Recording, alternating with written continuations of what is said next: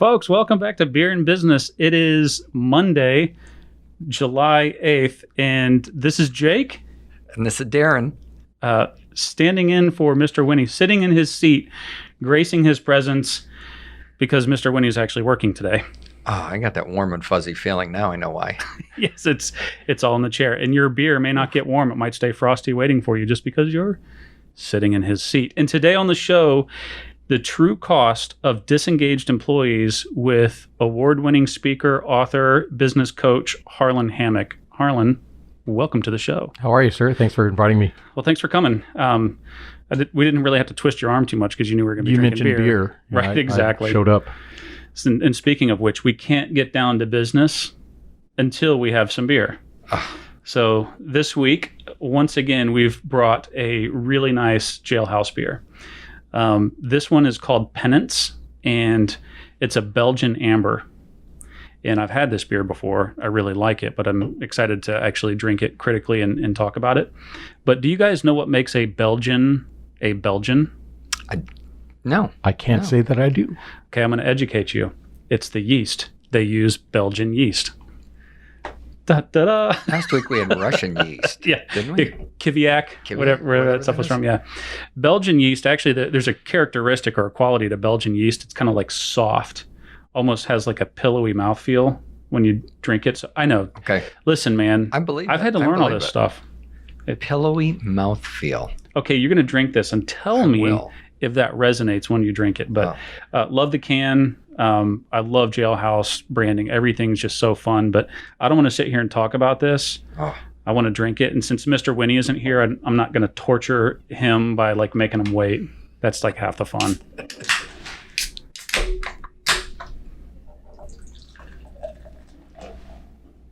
Oh, yeah. Look at that color. I know. It's like a beautiful tanning bed bronze. Wow. I mean, I've had Belgians, but they're a little lighter than this normally. This is pillowy. Look at that. Yeah, look at that. It's a really pretty beer. Wow. And once again, I've done a violent overpour. One of these days I'm going to learn. But this is why I'm not a bartender. This is why I do podcasts. Half a glass. If you're watching online, you can see that one of us has overpoured, and it would be moi. Smell that. Oh, it smells great. Cheers, boys. Cheers. Cheers.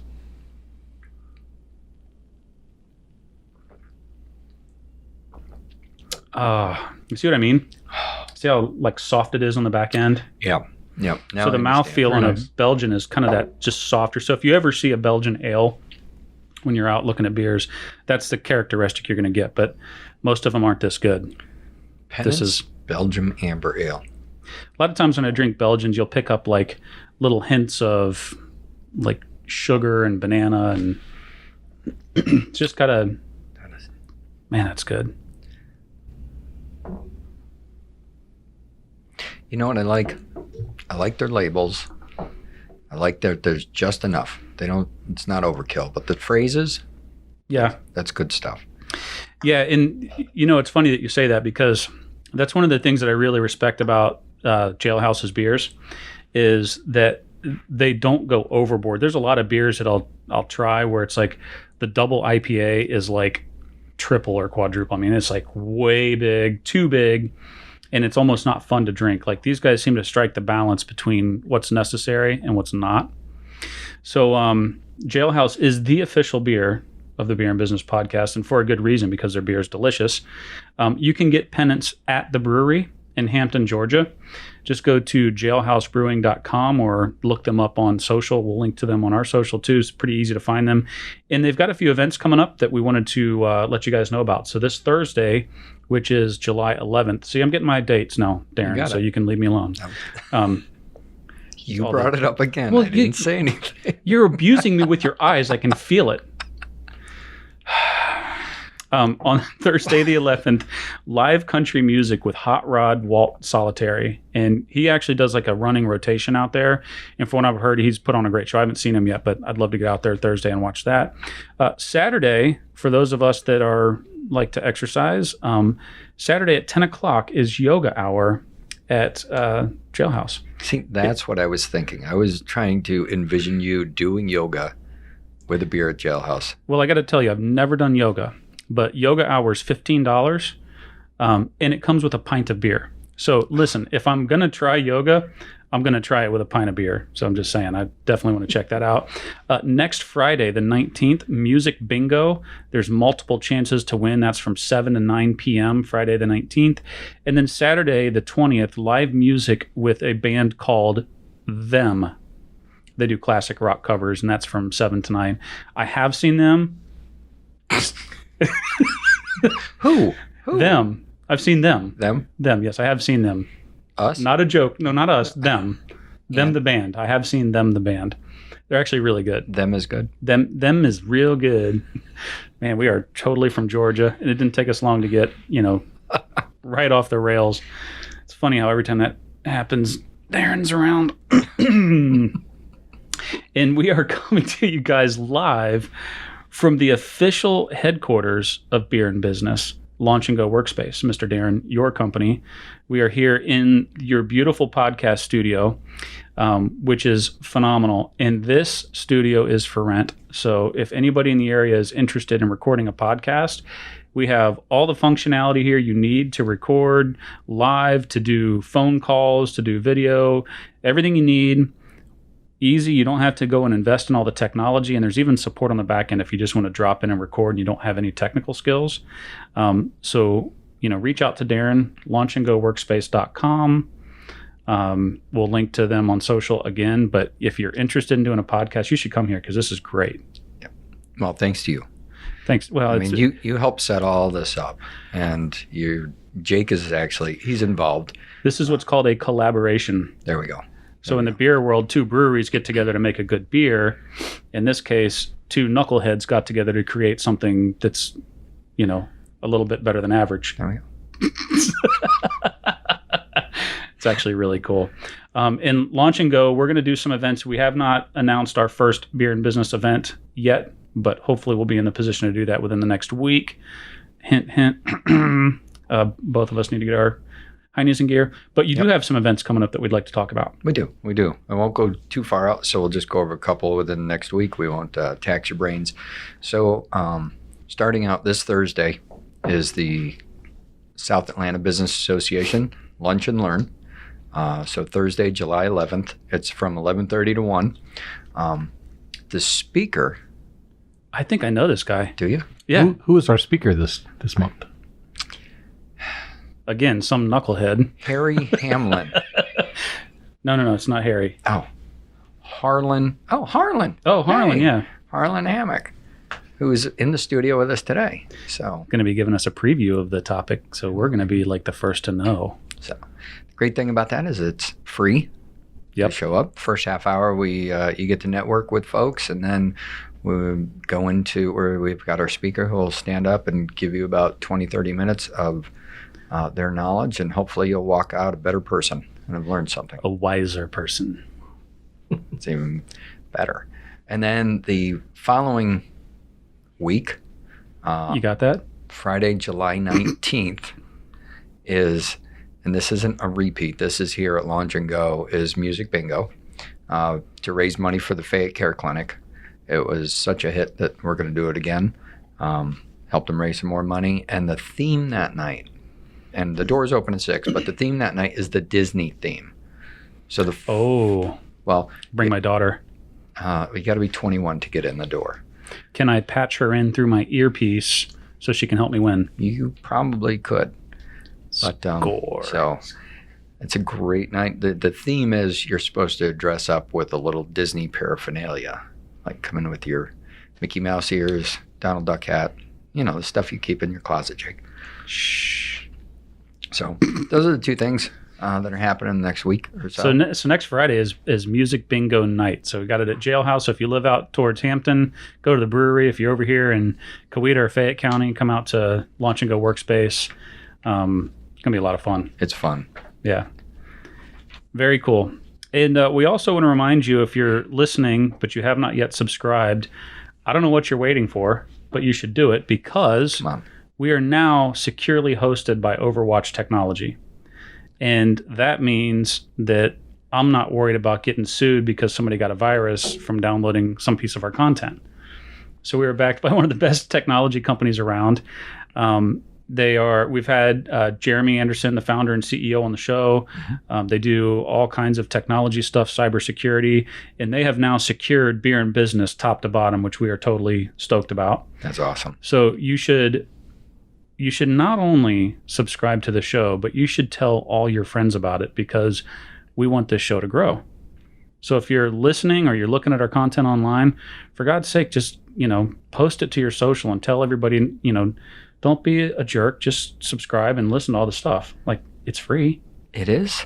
Yeah. I found that out before. Yeah, it's like $3. You don't even have to spend anything. Wow.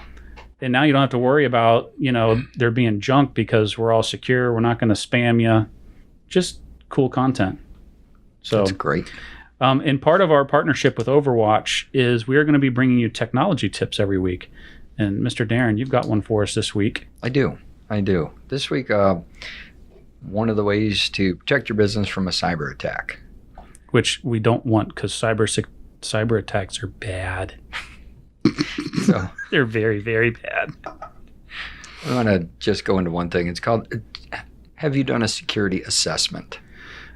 No, I haven't, but we talked about this with Jeremy when he was on the show a little bit. So what is a security assessment? Security assessment is they come in, Overwatch comes into your office, and they load a couple software programs on there, which runs for a few days, and they find hopefully nothing bad, only good stuff, that because you've been doing all the preventative maintenance you should and everything else.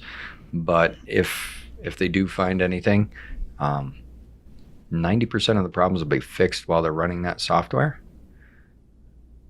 and the other 10 they can handle and keep you free from cyber attacks. So this sounds like a pretty safe. This sounds like a pretty painless exercise, right? You won't even know that it's running. It will not bog down your computer network at all while it's running. So is this something that somebody needs to come out physically and install software? Is it something that can be done remotely? Yes to both. Yes to both. So it can be so painless to where, regardless of where you're at in the continental U.S., you could contact Overwatch. That's correct. And they could do a remote scan. And from the magic of the interwebs, they can remove some of those gremlins, most of them, 90% of them, and then come up with a plan for the other ones that they found. That's it. And is this the one where,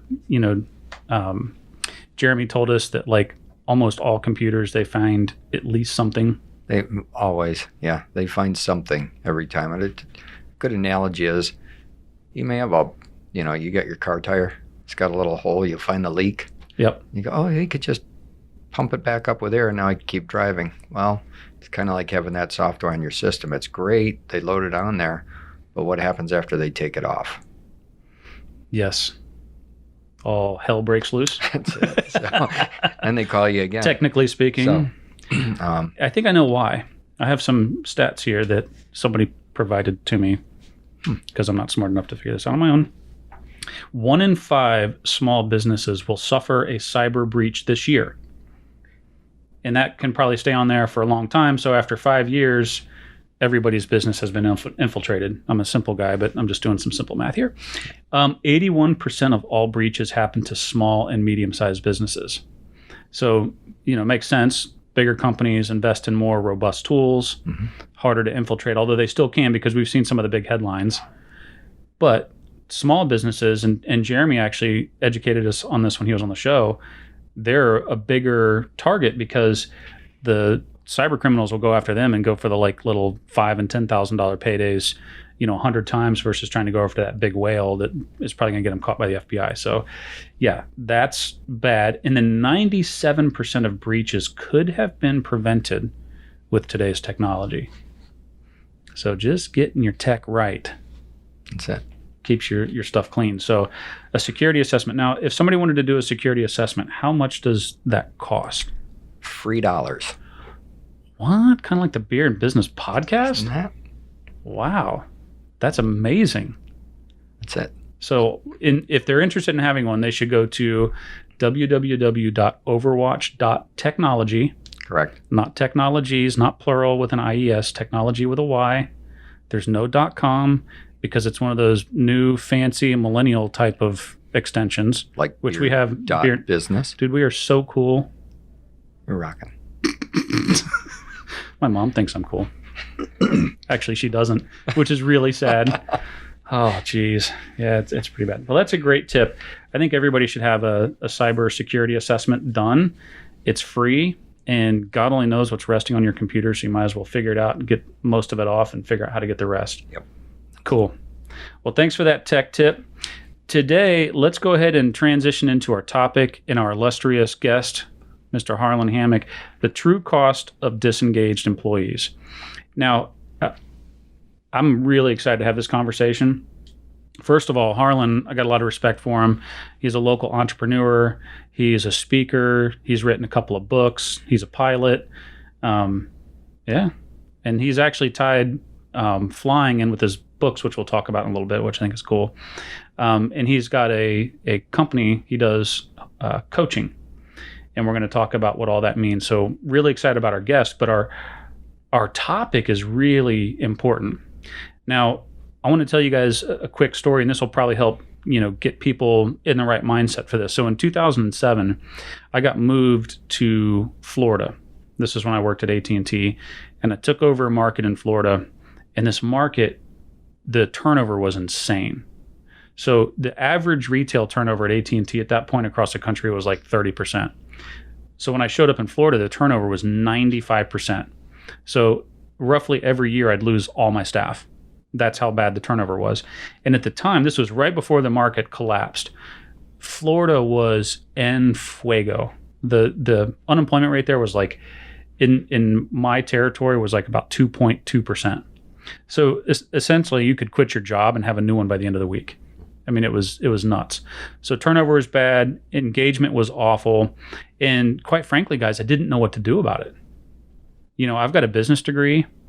I'd been to all kinds of trainings leading up to this point. I mean, I really wasn't a slouch. I was a mover and shaker at the company, but I had no idea what to do about engagement and turnover. Nobody really taught it to me. And so I actually brought an outside company in to help me. And thank God I did, because otherwise I probably would have gotten fired and my career would have been over. Another story. But yeah, it was really challenging. I think a lot of people can resonate as managers or as entrepreneurs and business owners where you get into a cycle of engagement issues. And when you get into that spot, you don't really know what to do about it. And so that's why I'm really excited about this topic with Harlan, is that we're going to help educate people on some of the things you can do. First of all, what the impacts can be if you don't deal with it, but then what you can actually do about it, because there are some things you can do. And unfortunately, it doesn't involve just sitting around drinking beer. So there's businessy stuff we got to figure out here. So Harlan, welcome to the show. What I'd like to do is tell us a little bit about yourself. So, your background, your education. Tell us who Harlan Hammack is. Who am I? Last 20 plus years, I was a management consultant in the area of organizational change and business transformation. So working with companies that were undergoing some major change, merger acquisition, process reengineering, restructuring of the business, helping the leadership team to first understand the impact of that change, and then to define the change, communicate the change, and lead their employees through that change. So did that for about 20 something years. The piece of that I really, really enjoyed was working with the leadership team. How do you define the change? How do you communicate with your employees? How do you keep them engaged? And how do you work them through that process and stuff? So I decided I wanted to stop traveling as much. My wife and I are both consultants. We'd get on a plane every Monday and fly somewhere in the world. I decided I didn't want to travel. So I decided to semi-retire. And now I'm a business coach for local small to mid-sized businesses, helping them basically the same thing I was doing for the larger companies, but now working in their space. So what got you into that? Like, what's your background, your education? Like, I'm trying to understand how you became business coach. Like most consultants, I stepped in it. It's one of those things you literally and figuratively. Yeah. I worked at Lockheed Aircraft for 10 years. After that, I went back to college to get a degree in English literature, and I started technical writing and producing a lot of training manuals, policies, procedures, things like that. That kind of led into the consulting gig where companies would come in and say, hey, we have a problem here. And you realize that it has nothing to do with the knowledge or skills of their employees. It's just the communication breakdown. They didn't have any procedures in place, policies in place to organize things. So helping them get all that organized, that's how I kind of got into consulting. And So Lockheed Martin, is that where your like passion around aviation started? Yes, I grew up right next to the Burbank Airport out in California. So one of the things we do during the summer, we'd run down to the local small airport and buy a soda and go up on their observation deck and watch the planes come in and everything like that. So that's where I kind of got the love of airplanes. So it's been with you a long time. Did that lead you to Lockheed, or? Again, growing up right next to the Lockheed facility, my dad, my mom, my brothers, everybody in our neighborhood pretty much worked at Lockheed at one point or another. So that was just one of the things you did right out of school, went to work at Lockheed. But definitely have a love for planes. I was fortunate I got to work in the advanced development projects, the Skunk Works at Lockheed. So I got to see a lot of the very cool things, and that's been a lot of fun. He could tell us about it, but then he'd have to kill us, which would suck. Work. Let me finish this beer first. Yeah, really. It's that good. I mean, so you fly. What kind of planes do you fly? Just little small plane Cessnas, little Diamonds. My wife and I, years ago, we stopped giving each other things as gifts, because things get lost, they get broken, they get borrowed or lost, So we started giving each other experiences. So one year I gave her Corvette racing school. She gave me a free flight, introductory flight. And the pilot, we got in the plane, he took off, gets up in the air and he took his hands off the wheel and says, you have the controls. Nope. The pucker factor was definitely there. Was he putting his parachute on when he said that? No, but he just crossed his arms. He says, you have the control. And I go, what do I do? And he goes, fly. Take us that way. What do you think? We're in an airplane. So he kind of coached me, do this. And we heading to a couple circles, loops and everything, not loops, but circles around the area. And I just fell in love with it. So when we landed, the cockpit opened and I just had a huge grin on my face. My wife was, did you like that? And I said, yes. She goes, would you like to take lessons? Like, yeah. Oh, wow. Yes, please. So she said, I've signed you up. Just go sign the paperwork and you're in. So that was back in 2008, I think, 2008. Yeah, that's cool. It was a lot of fun. I actually wanted to be a commercial pilot. That was my dream. And I went to school for it and started flying. And I realized that I didn't want to do it for a living because I like change and I like things to be different. Well, I didn't understand. I thought, if I was going to be an airline pilot, it'd be like Tom Cruise. Like I'm up there flying around, it's awesome. Then I realized it was just doing the same procedure every day. It wasn't for me. But I do have a lot of respect for airline pilots. But I did become a general aviation pilot. And like you, the first time I went up, I was like, oh, baby, this is it. It was a lot of fun. Yeah, my first cross country, you do your solo cross country to get your license. Yep. Flew from here over to Sylacauga, Alabama, and then over to Auburn. And as I was flying to Auburn, you hear on the radio they're calling all of their student pilots in because the winds have gotten so bad. They said everybody's grounded immediately, come in. Well, I'm on my own. I'm flying towards the airport. It's like, what do I do? I landed with a huge crosswind, and I sat there heart beating for like 20 minutes until the little wind flag settled down a little bit, and I thought I could take off, and I got home. But it was scary. But it was fun. I enjoy it. So for those that don't know what a cross country is, I believe it's been so long since I did mine because mine was like 20 years ago. But I think it's 40 nautical miles that you have to fly on your own away. Yeah. And then back. So it's your first time being in the airplane without an instructor. You're not even licensed yet. Oh, wow. So you go up, you do this flight 40 nautical miles. Doesn't sound like a lot, but when it's first time alone in the airplane, it feels like forever. And I remember my first cross country, my first solo cross country, I had clear air turbulence like a mother.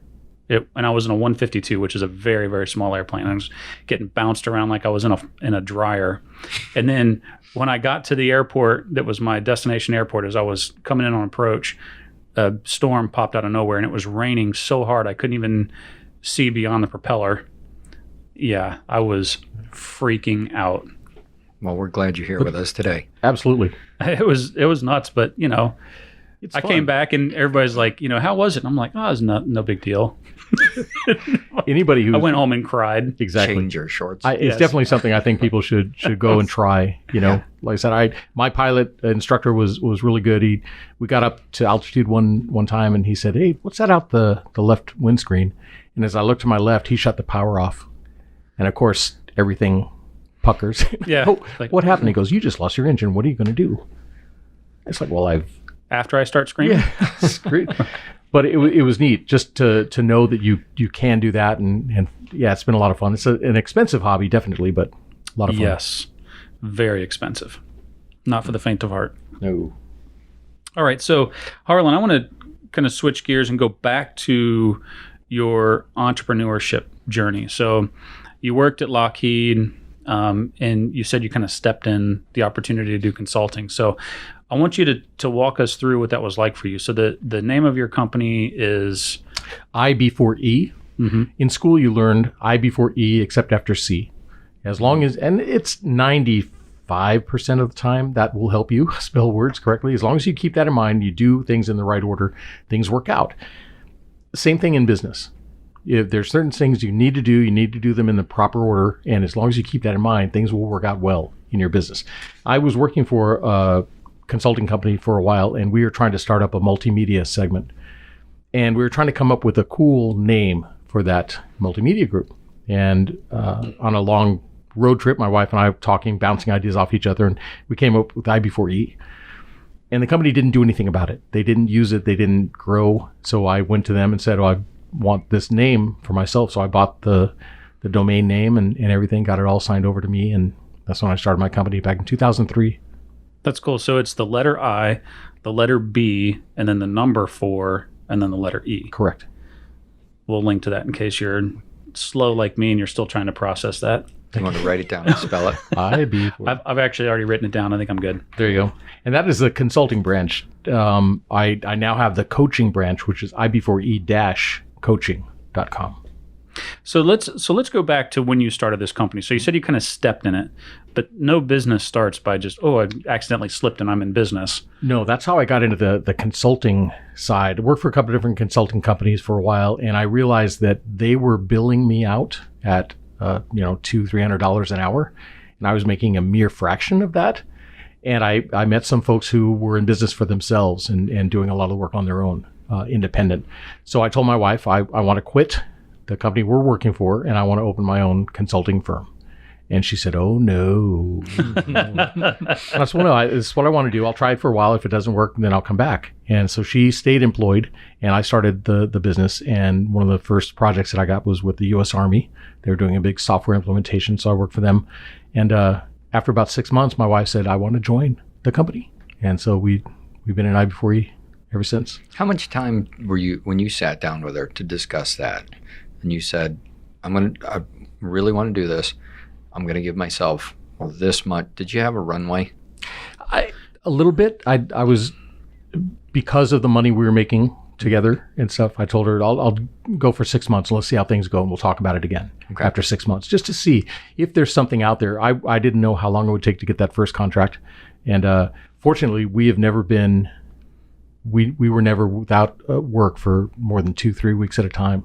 That's great. We'd come off one project, have a couple weeks at home, then start the next project. So it's been great for both of us. My wife is still traveling consulting right now. So you guys, I didn't realize this. So you guys worked together at the same consulting company before starting your business, and Correct. so then you guys ended up doing the same thing on your own business. Correct. And we've been on the same projects before. A lot of the times we will go to the airport. She would head one direction, I'd head the other, and we'd come home on the weekends. It's kind of like being in college. You come home, do laundry, then go back out on Monday. So starting a business is really easy, isn't it?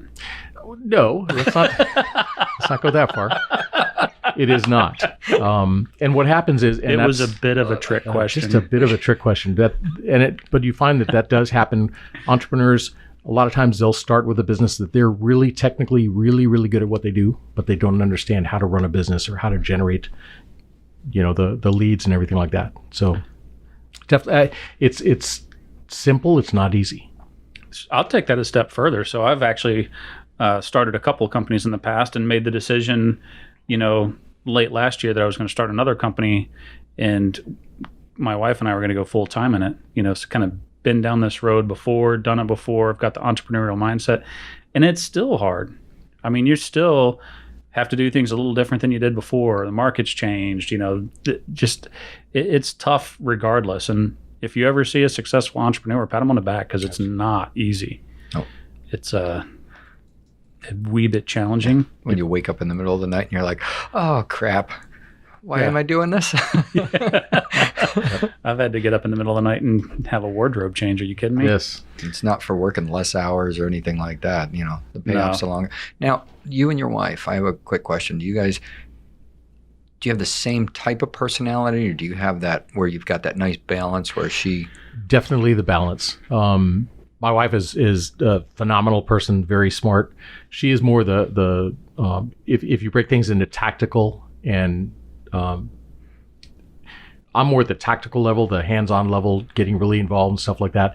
She's a lot more the upper level, working with the executives and you know, the strategic type stuff. Mm-hmm. So that's where hers. So we definitely complement each other. We have worked on projects before where she was the lead and I was doing whatever she needed. There's other projects where I was lead and she'd do what I needed, but we always, you know, work those things out. It's been fun. And she enjoys it. She's really, really good at what she does. Like I said, she's still working now, just finished a project in Louisiana. Now she's up in Philadelphia on a new project. That's cool. So you guys started in 2003, right? Correct. So you got, not only has your marriage survived, but you've survived being in business together for quite a while. So that's impressive. And we tell people we spent so much time away from each other. Technically, it's like in dog years. You know, we've been married 3 months, you know, because we hardly see each other. But we do. We get home on the weekends, or used to get home on the weekends, do laundry, and go right back out. So it's tough. But everything we have was due to the consulting business. So that's awesome. Yeah. So you're also an author. I am. When I first started the coaching, I had some ideas that I wanted to try to get across, and I wanted to figure out a neat, unique way to do that.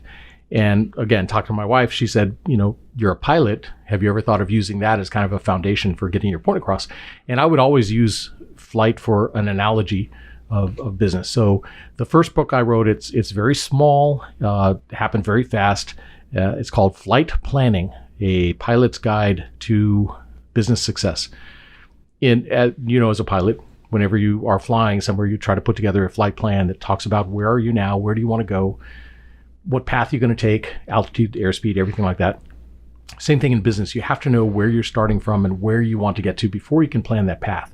Once you know where you're going, you can put those checkpoints in so you can kind of gauge your progress and everything like that. So that was the impetus for the first book. The second book is called Barnstorming, a pilot's guide to growing your business. One thing I've always appreciated was the barnstormers who kind of created their own marketplace. You know, they came back from the war. They were pilots. The commercial aviation was just barely starting. They wanted to continue to fly, and there was no place for them to use that. So they created their own little market. You know, they would dive bomb streets, little small towns, and drop flyers saying, hey, we'll be out at old Johnson's farm. Come and watch us. Come, 10 cents for an airplane ride. And they would come up with these great antics and things that they would do to try to draw the crowds in and everything like that. So I used a lot of those analogies to talk about business. There are things you don't have to dive bomb cities anymore, but you do have to get out, social media. You have to get out to networking events to meet people, to grow your business, kind of create your own niche and get out there. That's really cool. So talk to me about the process of writing a book. What was that like for you? My background, my degree was English literature. So we did a lot of writing. I always have small, stories or something like that going. Again, it was taking a lot of these ideas, a lot of the products that we'd used or delivered to different consulting clients that we had, and start to put those in some kind of a format that I thought people could use, and then using the analogy of flight to kind of tie it all in together. Mm-hmm. I'm an early riser. I'm usually at my computer by 5 a.m. And so I'll get in there and get a couple hours of writing in before the rest of the lights come on in the house and everything. So that was my time, is I would just sit there and write. And then on the weekends, my wife would kind of read through things and help edit and put things together. So it was fun. Enjoyed it. I have a series of books in mind that I'd like to get to, all based on the pilot aspects. Mm-hmm. So I'm slowly putting the pieces together for those. Are they all business books, or you got a little fiction tied? No, all business books, all business. What Snoopy should have done if Woodstock wasn't really holding him back, kind of thing. Exactly. That type of barnstorming. Exactly. No, sorry. So yeah. Where can you find those books that you've written? They're both available on Amazon right now. So you can go out and either look my name up as the author, or you can do Flight Planning or Barnstorming, and both the books are available on Amazon. We'll also link to them too in our social. So for those of us that are, maybe having a couple libations while we're listening, we'll make it easy for them. Well, being in Mr. Winnie's seat, he would already be done by now with this one. So he does drink a little faster than you. Falling behind, I feel. Yeah, I mean, somebody's got to take his place today. I mean, you're sitting in his seat, but you definitely do have to step. I'm even faster than you. Just saying. And you drink more whiskey than I do, just for the record. Well, we could do whiskey and beer are two different things. Come on. It's true. You could definitely do another show on whiskey and bourbon and business. Bourbon and business. Bourbon There and we go. business. That works. Whiskey I'm available. and work. You're available Whiskey for and that. work. I know you have had Will work for one bourbon. or two of those while you've been here after we've wrapped something up, haven't we, at Launch and Go? Yeah. Yes. Yes. We're not going down that path now. Let's Negative. get back to Harlan, shall we? Yes, Harlan. So I want to talk a little bit about this transition to coaching. So you said earlier you were tired of traveling and you kind of wanted to rethink your business. But before e-coaching, there was a personal passion kind of led you to that versus general consulting. So first and foremost, I know a lot of our entrepreneurs and business-minded people listening, they've heard people market themselves as consultants, and they've also heard people market themselves as coaches. And I'm not sure that everybody understands the difference. So before we kind of get into your personal drive to make that change, what is the difference between a general consultant and a coach? The real difference comes in the reason you call one or the other. A consultant will usually come in because they have expert knowledge in an area that you don't have knowledge. They know whatever the business is or that task more than you do. They will come in, do the work themselves. They have a deliverable that they'll turn over at the end of that project, and then they collect their big fat paycheck and walk away. And the business owner never really learns what's happening. So if that issue comes up again, they have to turn around and bring another consultant in and pay them big money to get things done. As a coach, I'm trying to educate the business owners, talk to them about what they're going through, talk about what they've already done, what could we try now, and kind of teach them what they need to do so that if the issue ever comes up again, they know what they're doing. So it's that education piece. I believe that people know what they should do. They know right from wrong. They know they should be making the cold calls. They should be knocking on doors. They should be doing that things. A lot of times they just need the encouragement, or they need somebody to kind of, walk them through the process until they get comfortable enough with it to do it. So that's what I do, is like your coach on sidelines in a ball game or something like that. They don't suit up and get out there on the field and start knocking players around. They're on the side. They call the player over and say, I saw you doing this. That was great. Let's try this now. And it's those small tweaks to get them to perform. Could you say that one more time? Because I don't think I had a coach who ever said it that way to me. Get over here, dumbass. This is what you're doing.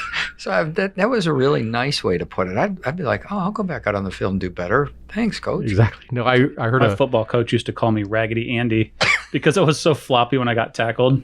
Like, boy, you look like a rag doll out there. Well, I heard one analogy or one story anecdote. This coach called one of the players off the bench and said, I need you to go in and sack that quarterback. Can you do that? And the guy said, I think I can. The coach said, well, never mind. Sit down. I need somebody who can do it, not somebody who just thinks they can. And so again, that's what I do. Accountability is a big part of coaching. We'll sit down, or I'll sit down with the client. We'll go through what they need to do for this week. What are you going to accomplish? And I'll either check in with them during the week or on the next meeting. How did you do? Where did we go? Are those steps still appropriate? Do we need to do something different? What could have made this easier for you, or whatever, and try to get them to perform. I think one of the reasons why there's probably a lot of confusion about coaching versus consulting is there's some bleed over. There are some areas where both, if you're a consultant, you'll do some things that coaches do, and if you're a coach, you'll do some things that a consultant will do. But I think ultimately your description is probably one of the best I've heard, which is, when you go in for a consulting project, you're basically putting the needle in the arm and kind of waiting for it to come back at some point, like, hey, you're going to need me again. Whereas a coach, the whole point in going through a coaching exercise or process is you'll never want to see me again. Yeah, but I think my job is to work myself out of a job, right? If I teach them what they're doing and put them on one of the first things we do is start off with a kind of a strategy, one-page strategy. Here's where you want to go. Here's some things you need to do in the next 90 days to make that happen. And then kind of coach them through that to where they see if they make a plan and follow that plan, they can make progress. From that point on, they're kind of on their own. Once in a while, we'll touch base. Hey, I'm thinking about this. What do you think about it? We'll bounce ideas back and forth. My job is not to tell them what to do. It's to help them, guide them to the answers that they know, and then encourage them and hold them accountable. Give a man a fish, feed him for a day. Yoda thing. Teach a man to fish, feed him for a lifetime. I mean, that's it. Yeah. Or this is like two profound statements No. you've had in 2 weeks now. I know. Last week was the river rises. What was it? The water rises up or something. High tide raises all ships. There you go. See. So give a man a beer, make him happy for a day. Teach a man to brew beer, make him happy for a lifetime. Oh, That sounds I'm gonna edit that. or just go to jailhouse and get your case of that you need. Your case a day from jailhouse. Yeah. That's it. Be happy all the time. So I think that's really great that you've found your passion in coaching and followed that. And that kind of leads us to the topic today, which is engagement, which I think is something that is a very coachable issue that not a lot of people really understand. In fact, I don't even think a lot of people understand the issue. So you're actually doing a couple of speeches this week about engagement, which the timing is great. You're hearing it first here on Beer and Business, which is pretty awesome. Absolutely. But talk to us. What is it? You're going to be talking about it this week. What is the true cost of employee disengagement? I think you touched on a point that a lot of businesses, when you talk to them about employee engagement, they don't understand what that means. What does it mean to have an engaged employee? And there's no one definition. If you talk to 20 different businesses or HR directors, they'll all come up with their idea of what engagement is. Really, it's an employee's willingness to give their best at work.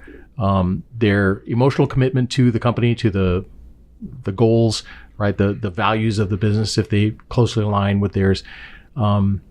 You've heard of discretionary income, right? You don't go to Vegas, hopefully you don't go to Vegas and use your kid's college fund to gamble. Oops. You set it, I'm sorry. I'm going to double my rent money. Right? You have discretionary money you set aside for gambling or going to the track, whatever it happens to be, buying new clothes, getting your car detailed, auto detailed. You have that discretionary money. Employees have discretionary effort. I've worked for a lot of different companies, a lot of different experiences. I can choose to share that with my current employer or not. If I'm engaged with them, if I believe in them, if I believe in their product, if I believe in what they're doing, I want to give. If I see something that I know can help, I'll try to give that. And that's what an engaged employee does.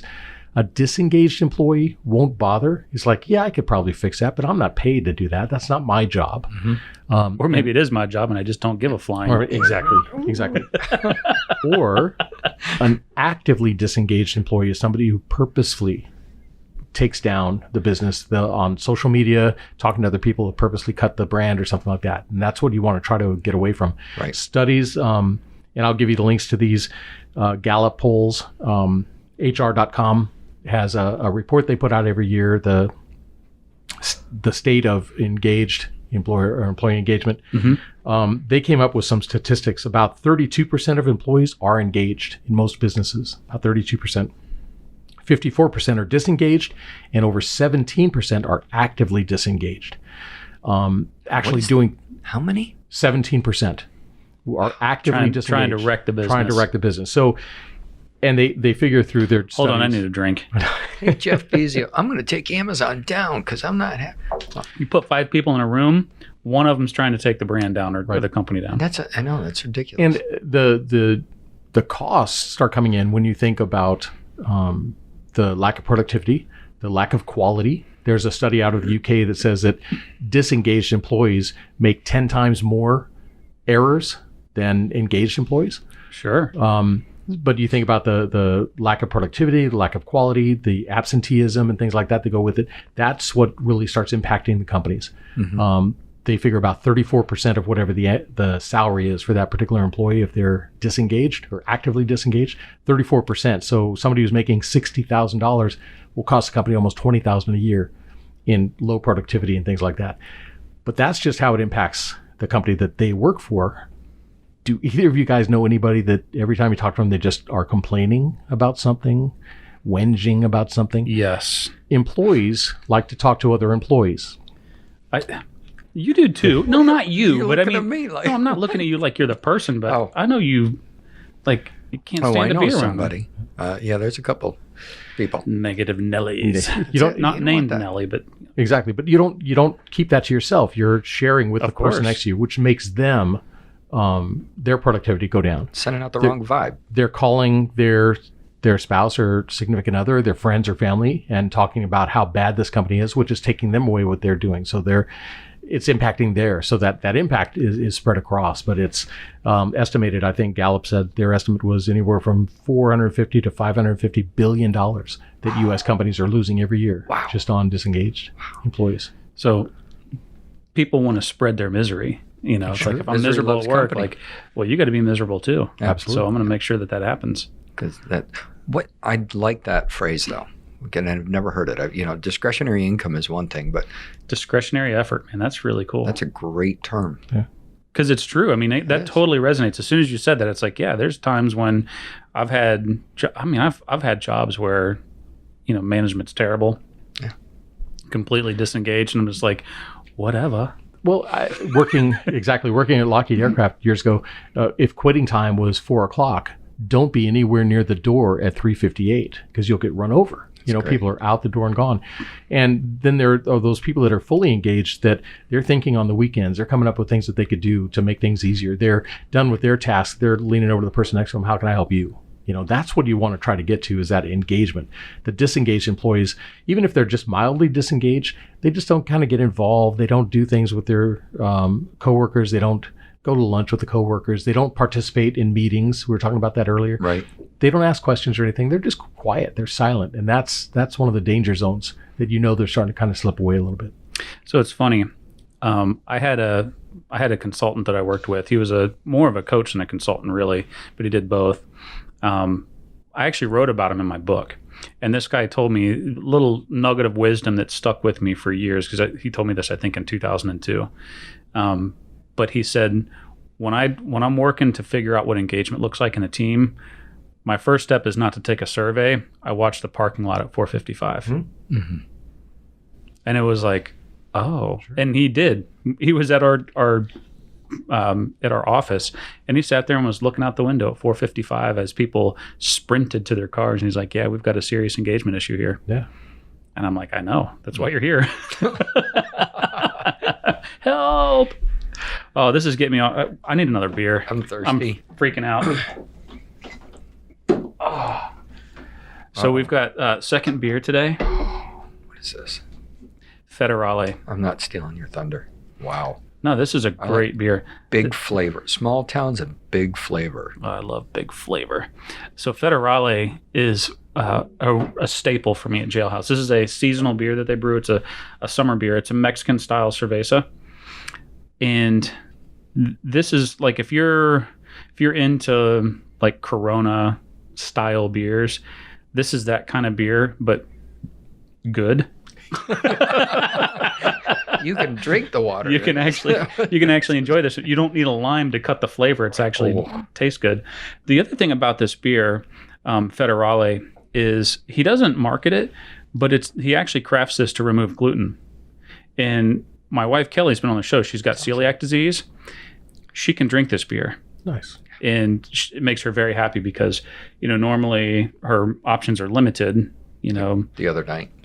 Yes. When she came. She's like, when she came to a local brewery and couldn't have anything. She's like, there's nothing here for me. Yeah. But Glenn's always got something for her out at Jailhouse, so she loves this beer. I love it too. And let's have a little. I like Mexican cerveza. Juan Easy drinking beer. And it's spelled Juan. Juan Easy. Juan Easy drink. Oh, I love it. Who does his label? He does, man. He does, and he's got a marketing guy. Clever, crafty guy. He's got a marketing guy. His name's Jacob, which is a really awesome name. And even his head brewer, David, does some of the design work and branding. So, yeah, they're omni-talented. Look at that. Oh, yeah. It's a nice, crisp, clean-smelling beer. Now that Harlan has freaked me out about all these engagement stats, I'm going to need to drink another beer. Cheers. Cheers, sir. Harlan, you're running behind there, Should buddy. we just I say am. Olay? I was talking. Olay. Olay. Olay. Somebody's got to be the star of the show. Thank you. I'm not doing it. I got to put stars on the back of That's this. nice. It is nice. See how it's got that kind of crisp, like Mexican lager taste to it, but it's good. We should do this on Taco Tuesday.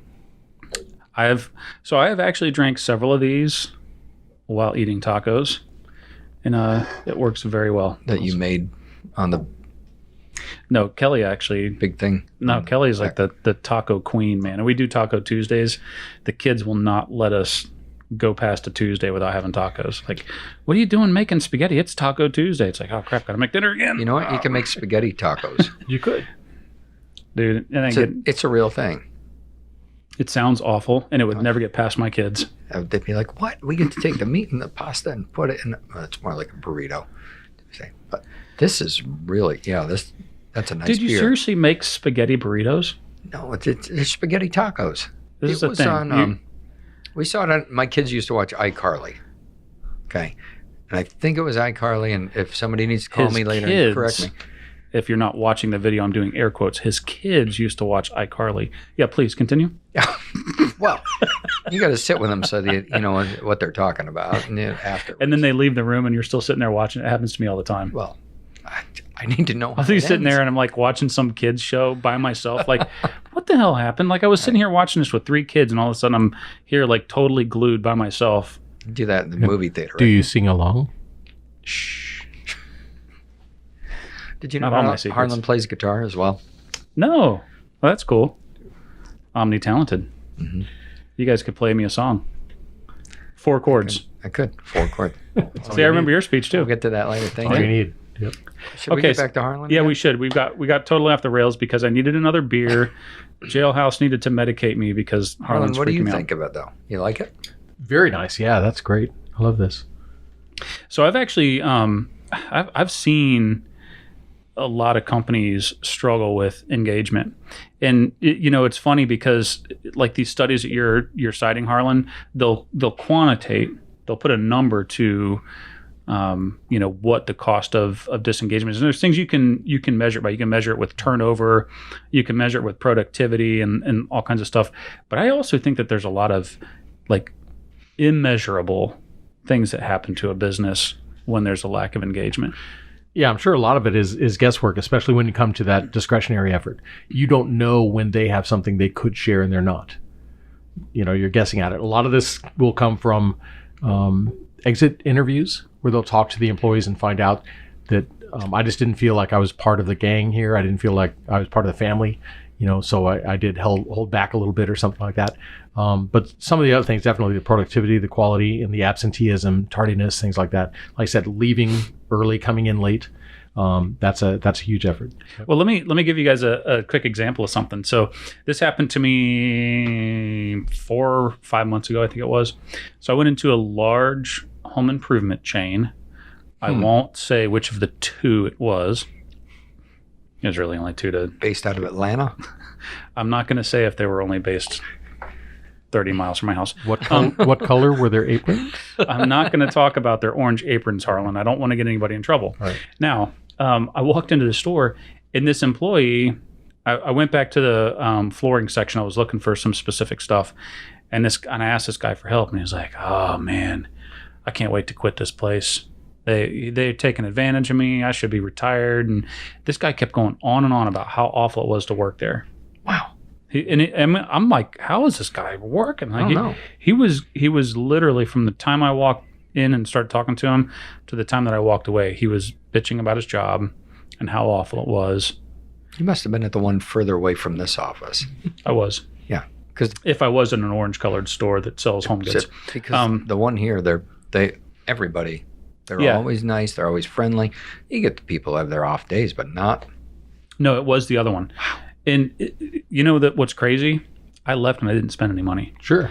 I was so turned off by this guy that I'm like, whatever. And he wasn't really engaged in helping me out. And I did need help. I needed one of those products that you can't just get off the shelf yourself and take it up there. Like, I needed help. And this guy was just, his attitude was so poor. I walked out.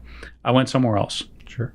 To the Blue Apron store. No, I actually went to the other orange The other apron store. Yeah. And, because the other one didn't have it. But the long story short, like those kind of things happen. And how do you measure that? Yeah, that's tough to measure. Like I said, and that's what I'm talking about with like the immeasurable things. Like I've seen this, and we can probably all resonate with either jobs or companies that we've done business with, this type of disengagement where it's like, there's an impact, but how the hell would you manage it, especially at 30,000 feet doing a study like that? But I think that the impacts to a business can be devastating. Well, and there are studies that will show how customers will leave because of just that exact situation where somebody's complaining so much, it's like, I don't even want to be part of this. I don't want to spend my money here. I don't want to do business with this type of company. If you know about what your average customer spends over a year, how many times they come in to buy from you and how much they spend, you can do some calculations for yourself about what that would cost you. But it's hard. Those type of things are hard because you don't know, who they've talked to, what they've said. If one of your employees is on social media and they're saying something bad about your brand, that could have huge impacts. I worked with a client a while back that got into a Yelp argument with somebody about something that happened with their company. The customer wasn't quite happy. I said, well, you should have done this. And the customer said, well, you should have done that. First of all, you shouldn't have picked Yelp to do it. But that's another story. Thousands and thousands of people read that whole chain. It's like, it's awful. How do you calculate what damage that has done to the business and stuff? And it's huge. I'm going to be an asshole in public. Manager. Yeah, it's not a smart business strategy. I'm just saying. And the other part of that impact is the cost to train a new employee. When they finally do leave and you're like, thank you. I'll tell you what, let me help you find a job. Right. But that can cost 2 to 3 times a salary to try to do all the recruiting, the advertising, to try to get somebody in, to get them onboarded back up to where that person was. You're looking at huge, huge costs. So if I'm an employer and I go, Harlan, I want to use you.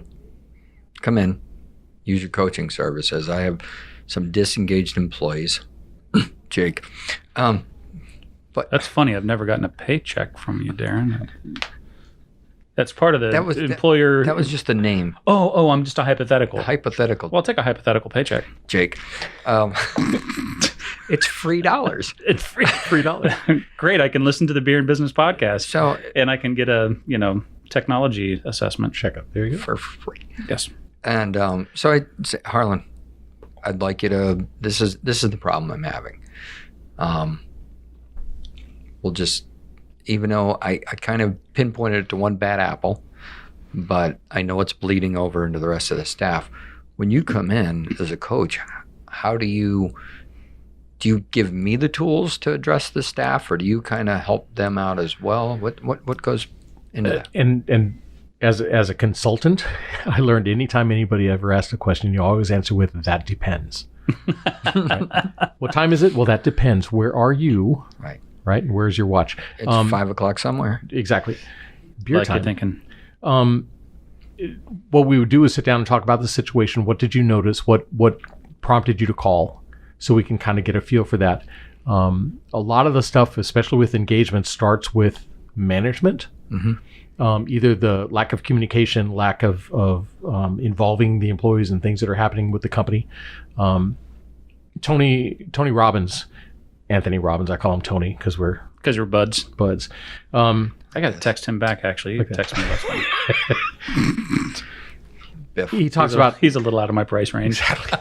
He talks about there are 6 basic human needs that we all need to have filled one way or another. Certainty is the first. Uncertainty or variety. Mm-hmm. You want to feel love and connection to a group. You want to feel significance. You want to feel growth, that there's some path for you to grow, and then contribution, giving back. If we don't get that in a positive way, we'll try to get that in a negative way. And so we'll try to find out what types of things are you seeing with your employees?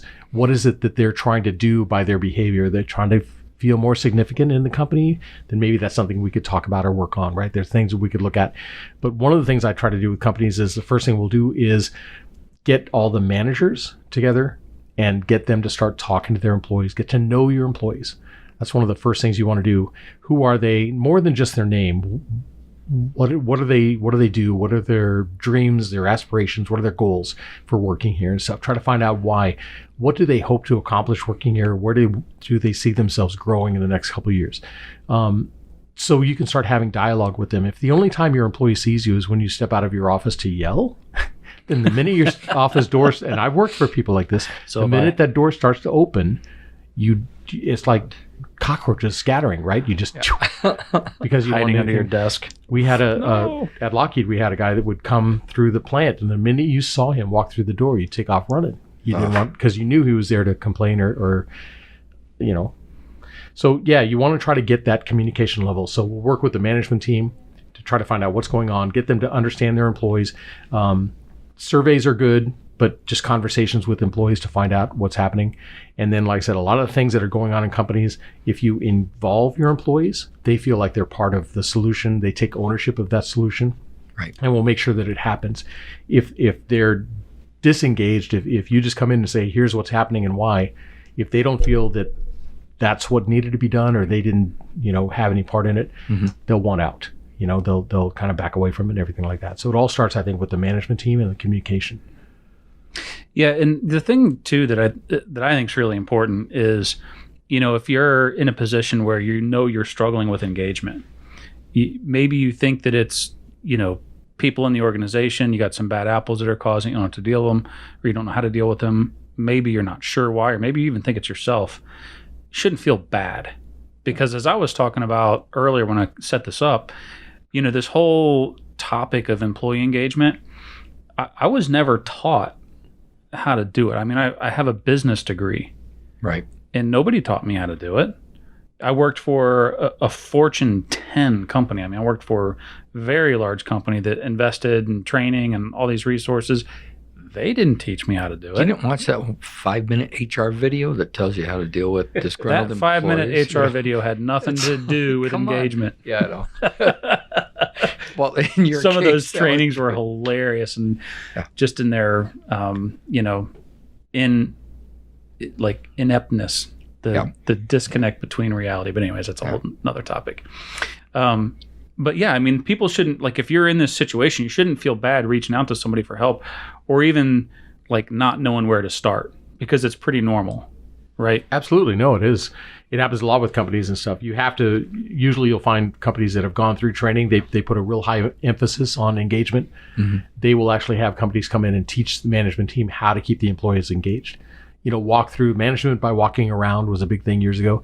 That type of management style, where you're actually engaging with your employees and keeping them up to speed on things.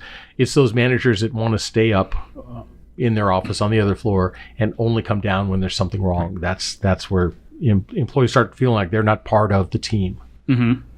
Could you maybe give us an example of, you don't have to give client name, but give us an example of a time you went in and helped a company, kind of what that process looked like? So if somebody is sitting there on the fence, should I do something about it or shouldn't I? What could they expect to get in this process? An exact example. I'm working with one client where this client felt that he's the only one who knew how to do these tasks, didn't want to share with his employees, so he always felt overwhelmed because he was doing so much of this work. And so we talked a long time about the skill sets of the employees that he had. It was a small company. What are their skills? Have you ever considered, engaging them and bringing them in on this? Sat down with one of the employees and said, I'd really like to teach you how to do this. And the guy about leaped out of his chair. He goes, I've been wanting to ask you so much to teach me how to do this because it looks like so much fun. He's now been able to push that off to that employee, delegate that to that employee. That employee is just thriving now. Right. Where before they would do their 8 hours or whatever, but nothing more. Now that person is in early. They're thinking ahead. How can we, promote this business out there and stuff like that? So that's one of the things you want to do. I'm working with a guy right now that's got an employee that is really starting to back away.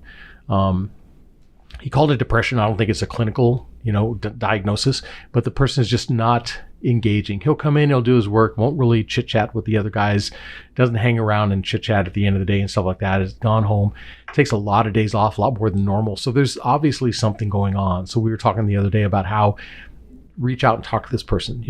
What's happening? What can I do to help you? You're a vital part of this group. What can I do to kind of help you through it? And that's really where it starts. Does he smell like Doritos? Well, it really depends on the flavor of Doritos. Right, like nacho cheese is always fine. Right. Like taco doesn't smell good, but it tastes.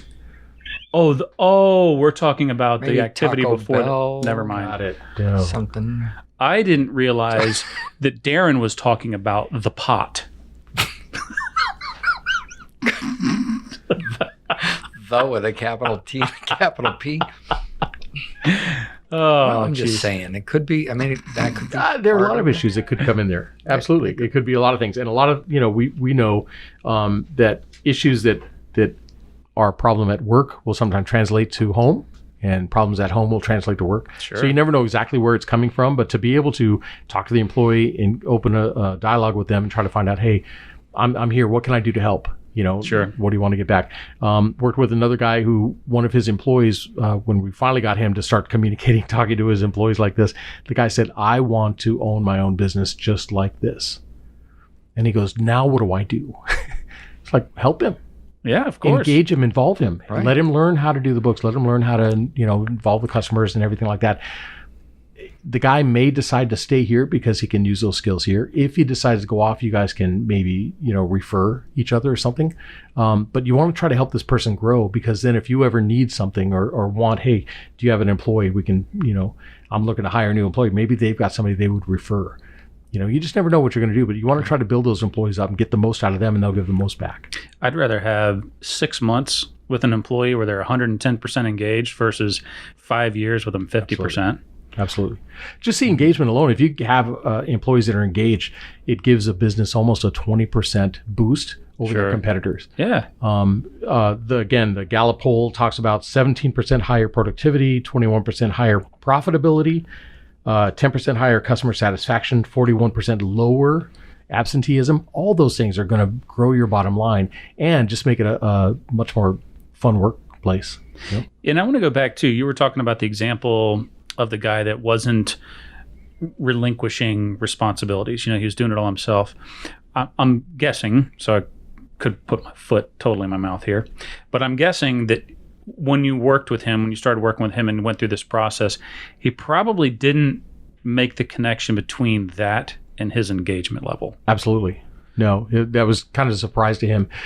As an entrepreneur, we think we have to work 50, 60 hours a week. That's just what we do. And since we know what we want, it's a lot easier just to do it than to try to explain it to someone else. So he kept everything very tight, very close to the vest, do a lot of the work on his own. He was always exhausted, always harried, didn't have time for the kids and everything like that.